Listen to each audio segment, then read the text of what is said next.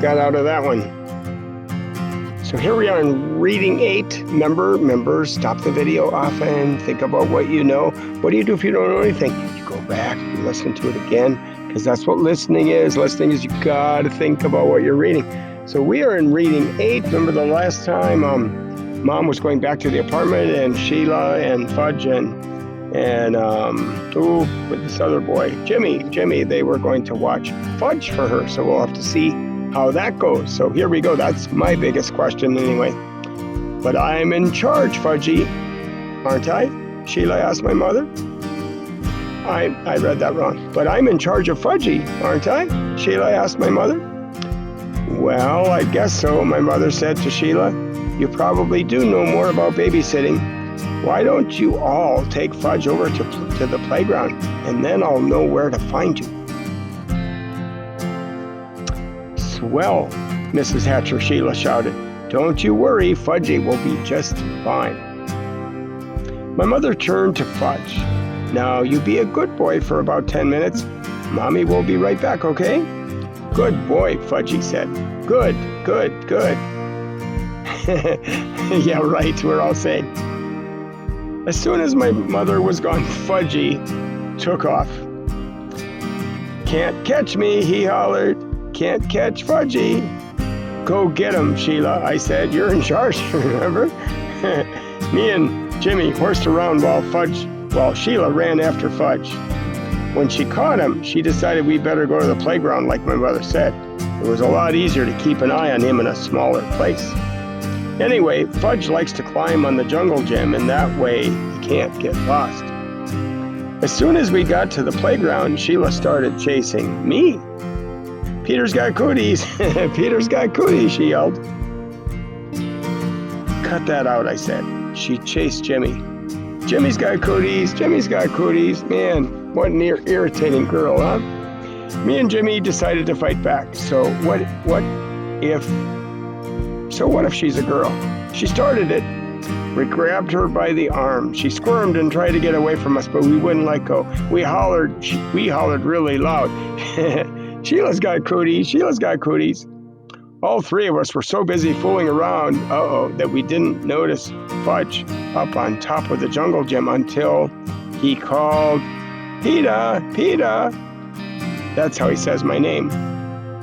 What, I asked. See? Fudge flapped his arms around. Fudgy's a birdie. Fudgy's a birdie. Fly, birdie, fly. Oh my gosh. Can you imagine what's going to happen now? That crazy kid, I thought. Running to the jungle gym with Jimmy and Sheila right behind me. But it was too late. Fudge had already found out he didn't have wings. He fell to the ground. He was screaming and crying, and his face was a mess of blood. I couldn't even tell where the blood was coming from at first. Then Jimmy handed me his handkerchief. I don't know how clean it was, but it was better than nothing. I had mopped some blood from Fudgy's face. Sheila cried. It wasn't my fault, honest, it wasn't. Oh, shut up, I told her. He's really a mess, Jimmy said, inspecting Fudgy. And his teeth are gone, too. What are you talking about? I asked Jimmy. Look at his mouth, Jimmy. Now, while he's screaming.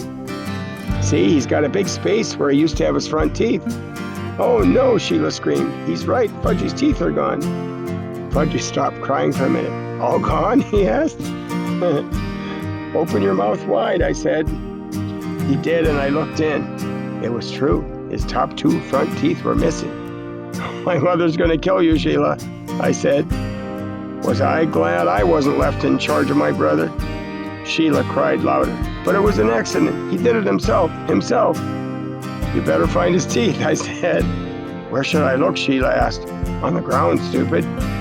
Sheila crawled around looking for Fudgy's teeth while I tried to clean him up from all his wounds. Boo-boo here and here, more boo-boo here. His knees and elbows were all scraped up. I'm going to get your mother, Jimmy hollered, running out of the playground. Good idea, I called. I can't find them, Sheila said. Well, keep looking, I yelled. Honestly, Peter, there aren't any teeth here. All gone, Fudgy. All gone? Fudgy asked again. Not all, just 2. Fudgy started to scream, "Want my teeth! Want teeth!" Jimmy must have met my mother on the way back to the park because it only took about 2 minutes for her to get there. By that time, a whole crowd of kids had gathered around us. Most of them were crawling around on the ground like Sheila, looking for Fudge's teeth. My mother picked up Fudge. "Oh, my baby, my precious, my little love." She kissed him all over. "Show Mommy where it hurts." Fudge showed her all his boo-boos. And then he said, "All gone." "What's all gone?" my mother asked. "His 2 top teeth," I said. "Oh no," my mother cried. "Oh, my poor little angel." Sheila sniffled and I said, "I just can't find them, Mrs. Hatcher. I've looked everywhere, but Fudgy's teeth are gone." "He must have swallowed them," my mother said, looking into Fudge's mouth. "Oh, Mrs. Hatcher, how awful. I'm sorry. I'm really sorry," Sheila cried. "What will happen to him?" "He'll be all right," my mother said. "I'm sure it was an accident. No one's blaming you." Sheila started bawling again. My mother said, "Let's go home now." I thought my mother was being pretty easy on Sheila after all. She was left in charge. When we got home, Mom washed Fudge's cuts and scrapes with peroxide, and then she called Dr. Cohn. And he told her to take Fudge to the dentist. So my mother called Dr. Brown's office and made an appointment for the next day. Fudge costs a lot of money. He's always going to the doctor or the dentist. When that was done, she gave Fudge some socks to play with. And I went into the kitchen to have a glass of juice. I bet it's not juicy, huh? What do you think? My mother followed me. "Peter Warren Hatcher," she said. "I'm sorry that I can't trust you for just 10 minutes. "Me?" I asked. "Trust me? What's this got to do with me?" My mother raised her voice. "I left your brother with you for 10 minutes and just look what happened. I'm disgusted with you." "It was Sheila's fault," I said. "You said Sheila was in charge. So how come you're mad at me and not at Sheila?" "I just am," my mother shouted. I ran to my room and slammed the door. I watched Dribble walk around on his favorite rock. "My mother's the meanest mother in the whole world," I told my turtle. "She loves Fudge more than me. She doesn't even love me anymore. She doesn't even like me. Maybe I'm not her real son. Maybe somebody left me in a basket on her doorstep. I'll bet she'd like to have me back. Nobody needs me around here." Oh no, I missed a sentence. And that's what you do when you read. If it doesn't make sense, you think, what did I do? And I skipped a sentence. Maybe someone left me in a basket on her doorstep. My real mother is probably a beautiful princess. I'll bet she'd like to have me back. Nobody needs me around here, that's for sure. I didn't eat much for supper that night, and I had a lot of trouble falling asleep. And the next morning, my mother came into my room and sat down in the bed. I didn't look at her. "Peter," she said. I didn't answer. "Peter, I said some things yesterday that I didn't really mean." I looked at her. "Honest?" I asked. "Yes. You see, I was very upset over Fudgy's accident, and I had to blame somebody, so I picked on you." "Yes," I said, "you sure did." "It wasn't your fault, though. I know that. It was an accident. Could have happened even if I'd been around in the playground myself." "He wanted to fly," I said. "He thought he was a bird."